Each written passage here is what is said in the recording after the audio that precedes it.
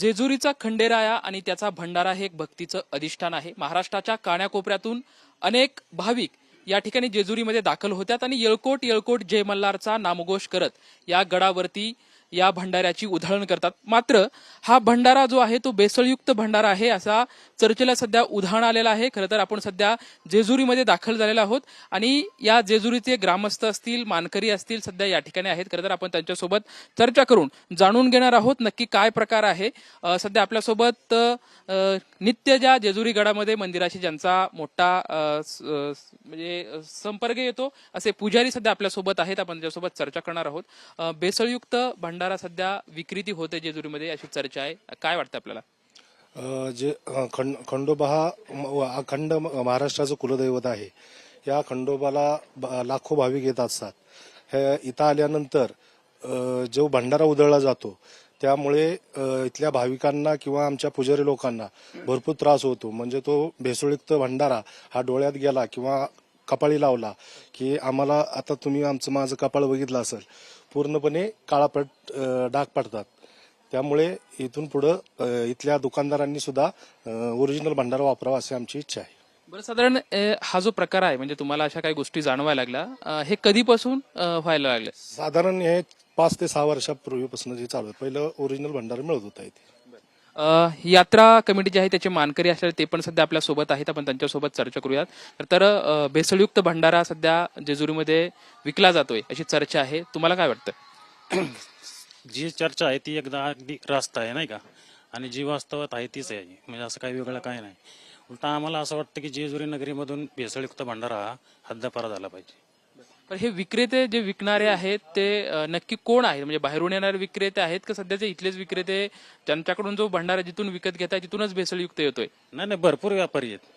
बाहेरून येणारे सुद्धा भरपूर व्यापारी आहेत भंडाऱ्याचे. पण स्थानिकांनी ठरवलं पाहिजे की आपण कुठला वापरावा. खरं तर माझी विश्वास असलेले हे सध्या आपल्या सोबत आहेत. आपण त्यांच्यासोबत चर्चा करणार आहोत. खरं तर जेजुरी खरं तर सर्व भक्तांचं एक अधिष्ठान आहे. अनेक भक्तांचा या ठिकाणी ओढा असतो. खंडोरायाच्या चरणी लीन होण्यासाठी अनेक भाविक या ठिकाणी येत असतात.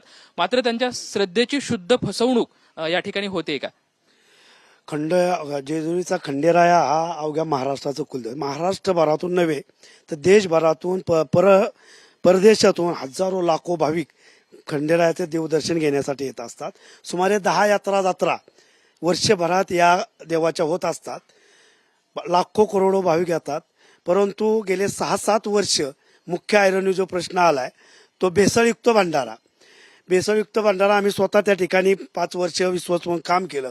आम्हाला सुद्धा त्याचा शारीरिक त्रास खूप झालेला आहे.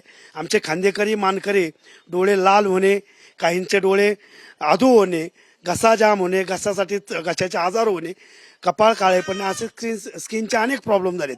तत्कालीन विश्वस्त मंडळ आम्ही असताना अन्न भेसळ प्रशासनाशी अनेक वेळा कागदपत्री संपर्क केला, पाठपुरावा केला, संबंधित विभागाचे पाठपुरावा केला. त्या मानाने आम्हाला त्या ठिकाणी अपयश आलं किंवा आम्हाला त्यांनी प्रतिसाद दिला नाही.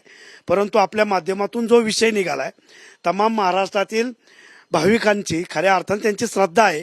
परंतु भेसळयुक्त भंडाऱ्याने फसवणूकच होते अशी तर माझी धारणा आपल्या माध्यमातून होते. परंतु भविष्य काळामध्ये जे भंडारा पुरवठा करतात हे जेजुरीमध्ये कारखाना नाहीये. भंडाराचा उत्पादन मॅन्युफॅक्चरिंग जेजुरीमध्ये एकही कारखाना नाहीये. तत्सम ज्या भागातून भंडारा येतो, अन्न भेसळ प्रशासन असेल, तत्सम प्रशासन असेल, त्यांनी त्या ठिकाणी कारवाई करावी. त्यांच्या गाड्या जेजुरीतच येऊन देऊ नका. शुद्ध प्रतीचा भंडारा बहुतांश ठिकाणी मिळतो. तो कसा मिळेल, काय मिळेल याची तपासणी दुकानदारांनी पण करावी. तर निश्चितच चांगला भंडारा मिळू शकतो. जेजुरीमध्ये येणारा भंडारा नक्की म्हणजे कुठल्या भागातून मोठ्या प्रमाणात या ठिकाणी येतो? बहुतांश सांगली भागातून जास्त प्रमाणात भंडारा येतो. आळकुंडाचं प्रमाण त्या ठिकाणी जास्त आहे. परंतु जो भंडारा हे अन्न भेसळ प्रशासनाच्या डिक्शनरीतच भंडारा शब्द नाहीये. खाण्याची वस्तू नाही असे तकलादू उत्तर अनेक वेळा अन्न भेसळ प्रशासनाने आम्हाला दिलेलं आहे. भंडारा हळदी त्यांच्या डिक्शनरीत आहे, त्यांच्या जी सिक्वेन आहे त्यांच्या अन्न पदार्थांची. तर ह्याचा गैरफायदा येलो पावडर म्हणून ह्याचा गैरफायदा काही विक्रेते आहेत. जेजुरीमध्ये शुद्ध प्रतीचा भंडारा सुद्धा मिळतो. परंतु भाविकांना किंवा स्वतःच्या 4 पैशाकरता जर तुम्ही तुम्ही डुप्लिकेट भंडारा विकत असताल, भाविक त्यांची श्रद्धा आहे, चांगल्या प्रकारचा भंडार 1 किलो जागा अर्धा किलो घेतील, परंतु तुम्हाला चांगले त्या भंडाराचं पैसेही देतील. तर भाविकही घ्यायला इच्छुक आहेत. भाविकांना माहीत नाही की भंडारा कसा असतो, हळद कशी असते. त्यांच्या श्रद्धेने ते हळद घेतात, मागेल त्या किमतीत घेतात. त्यामुळे निश्चितच हा विषय स्थानिक आमचे जे माजी विश्वस्त असतील पत्रकारांनी जो घेतलाय तो अतिशय चांगला विषय आहे. हा भेसळयुक्त भंडारा जेजुरीतून नव्हे तर महाराष्ट्रात जिथं जिथं खंडोबाची देवस्थाने आहेत त्या देवस्थानातून हद्दपार झाला पाहिजे. ही प्रशासनाने आता इथून पुढे काळजी घेतली पाहिजे. खरं तर आम्ही जे भंडारा विक्रेते आहे त्यांच्यासोबत पण चर्चा केली. त्यांचं असं म्हणणं आहे की आम्ही पिढ्यानपिढ्या या ठिकाणी भंडारा विक्री करतोय, आम्ही शुद्ध भंडारा विक्री करतोय, कारण आम्हाला कुठल्याही भक्तांच्या भावनेशी खेळायचं नाही. तर त्यांचं म्हणणं आहे की आम्ही हे विक्री करत नाही. बहुतांश मी त्या पूर्वीच बोललो, बहुतांश स्थानिक जे विक्रेता आहेत बहुतांश ठिकाणी अनेक चांगल्या नामांकित कंपनींचा भंडारा चांगल्या पद्धतीचा मिळतो बहुतांश. परंतु मोठी यात्रा आली, जत्रा आली किंवा मोठा रविवार असेल, कुठून भंडारा येतो, कसा येतो हे आम्हालाच ज्ञान नाही. की आम्ही स्वस्त असताना सुद्धा कळत नव्हतं की हा भंडारा येतोय कुठून. तर निश्चितच प्रशासनाने यामध्ये दखल घ्यावी. बहुतांश ठिकाणी चांगला शुद्ध भंडारा मिळतो, परंतु जास्त प्रमाणात भेसळयुक्त भंडाराचा वापर केला जातो. आणखी काही जेजुरीचे ग्रामस्थ आपल्या सोबत आहेत. जेजुरीच्या खंडेरायाच्या भंडाऱ्यामध्ये तुम्ही पूर्णपणे माखलेले आहेत, कारण की जेजुरीकर आणि भंडारा यांचा एक परस्पर संबंध कायमच आहे, कारण तो अतूट संबंध आहे. सध्या भेसळयुक्त भंडाऱ्याची सध्या खूप चर्चा आहे, काय वाटतंय? हो, भेसळयुक्त भंडारा तर आहेच. यात्रा काळामध्ये तर जास्त प्रमाणात वापरला जातो. भेसळयुक्त भंडाऱ्यामुळे डोळ्याचे आगाग होणे, कपाळे काळे पडणे आणि खूप त्रास होतो. तर आमची पण जेजुरीकरांच्या पुजारी वर्गाच्या वतीने असं विनंती आहे सरकारला की भेसळयुक्त भंडारा बंद करावा. किती वर्षापासून तुम्ही पुजारी म्हणून तुम्ही त्या ठिकाणी काम करताय, कोणतं काम करताय आणि तुम्हाला कुठल्या कुठल्या गोष्टींना सामोरे जावं लागलं? आता आम्ही 4 वर्षापासून आमची 4थी पिढी आहे. इथे पुजारी म्हणून आम्ही काम करत असतो. आमचा वाजवायचा सनई चौघडा वाजवायचा मान असतो, ढोल वाजवायचा मान असतो. देवाची स्वारी निघाली की आम्ही स्वारी पुढे वाजवत असतो. तर वाजवत असताना पण भंडारा उधळला जातो, डोळ्यामध्ये जातो, वाजवताना पण खूप त्रास होत असतो आम्हाला. तर भेसळयुक्त भंडारा बंद व्हावा ही आमची विनंती आहे सरकारला.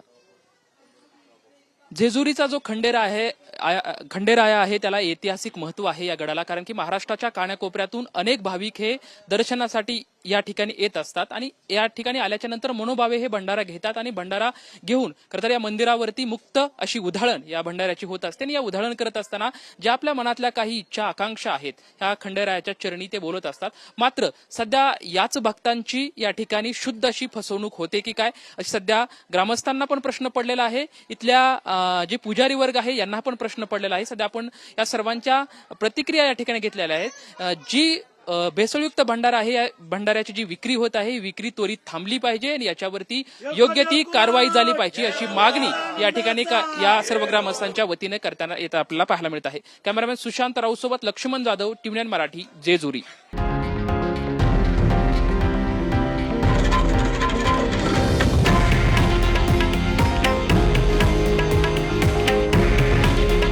हे आहे देशातील नंबर 1 न्यूज नेटवर्क आणि आपण पाहत आहात टीव्ही 9 मराठी. काळजी तुमची, हित महाराष्ट्राचं.